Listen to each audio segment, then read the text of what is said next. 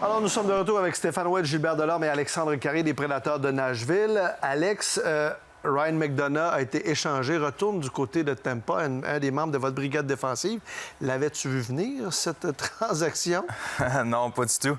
Même que ma blonde m'a envoyé un screenshot de l'échange, puis directement, j'ai dit, ben non, ça doit être un faux compte. Super surpris. Évidemment, c'était une pièce importante dans notre défensive, un très bon leader également. Je suis très de le voir partir parce qu'il était apprécié dans la chambre, il était apprécié sur la glace aussi. Mais au moins, il retourne à Tampa, une place qu'il a super aimé.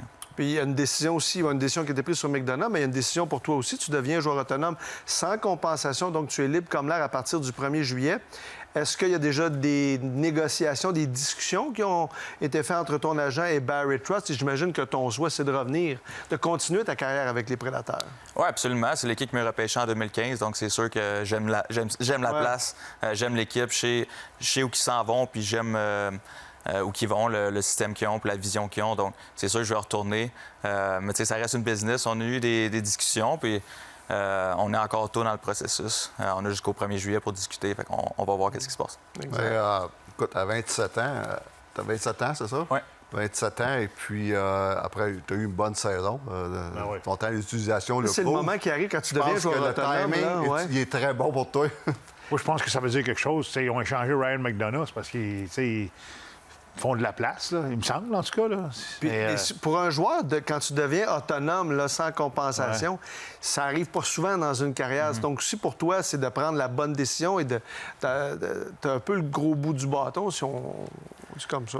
Oui, exactement. Ça arrive pas souvent. Justement, là, je suis rendu à 27 ans, puis c'est la première année que... Il faut faire attention, parce que des fois, c'est pas plus vert sur le terrain du voisin. Non, mais exact. C'est ça. C'est ça qui arrive. Donc, c'est d'avoir des bonnes dispositions, les bonnes... Il est bien à Nashville. Là, où ce qui est rendu dans ta carrière, à 27 ans, après avoir eu une bonne saison comme tu as eu, le timing est très, très, très bon. Là, pour... C'est sûr, un défenseur droitier, il y en a moins dans la ligue. En plus, on vient d'échanger un défenseur.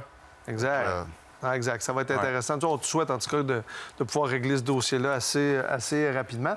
Alex, je voulais te parler d'une situation qui est survenue cette année avec les Prédateurs. Vous avez eu une super séquence de 18 matchs sans défaite en temps réglementaire.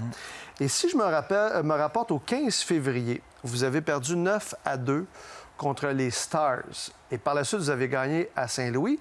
Mais vous êtes rendu à Vegas parce que vous deviez affronter les Golden Knights. Et vous deviez aller voir un spectacle de U2 dans la sphère. Mais finalement, vous n'êtes pas allé parce que Barry Trotz en a décidé autrement. Parle-nous un peu de cette situation-là. Est-ce qu'il y a eu une déception? Parce que c'est quand même exceptionnel d'aller voir un spectacle de U2. Rappelle-nous un peu les circonstances de tout ça. Oui, une déception, c'est certain, mais plus par rapport à la défaite de 9-2 que le concert. On n'était pas en personne au concert encore, on n'était pas à Vegas encore. Dans le fond, notre horaire, on jouait le jeudi à Nashville, qu'on a perdu 9-2 contre Dallas. Après ça, on s'en allait le samedi à Saint-Louis, qu'on jouait en après-midi. Vous avez gagné, là. Qu'on a gagné, mais après le match de Saint-Louis, on était censé partir directement à Vegas, qu'on jouait juste le mardi d'après. Fait qu'on avait plusieurs jours à Vegas pour aller voir, entre autres, le show de U2.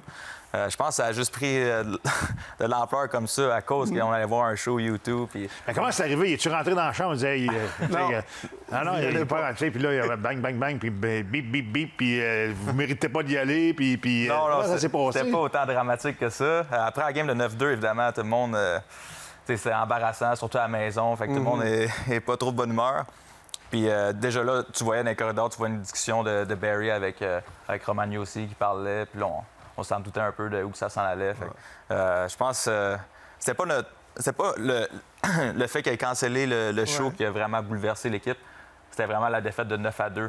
C'était comme, OK, mais ça n'a pas bouleversé. Vous avez après ça, vous avez été 18 en ligne sans perdre. C'est ça, c'est après ça, il y a eu une séquence heureuse par la suite. Oui, c'est le point tournant, là, mais l'emphase a été mise sur le show, tandis que l'emphase aurait dû être sur le 9-2. Exact. C'est surtout pour dire, écoute, peut-être que le show, on pourrait laisser faire ça puis focusser sur le hockey parce qu'en ce moment, ça va pas bien. Puis pas plus que ça. Exact. Puis moi, j'étais d'accord aussi avec la décision.